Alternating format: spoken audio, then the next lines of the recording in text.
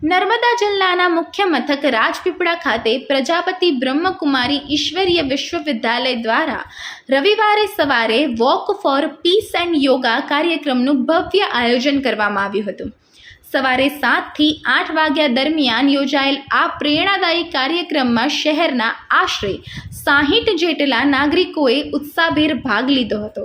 આ પ્રસંગે મુખ્ય મહેમાન તરીકે ઉપસ્થિત રાજપીપળા નગરપાલિકાના પ્રમુખ શ્રીમતી શિવાનીબેન મહેતા યોગ, વિશ્વ શાંતિ અને માનવ એકતાનું મહત્વ સમજાવી રેલીને લીલી ઝંડી આપી પ્રસ્થાન કરાવ્યું હતું।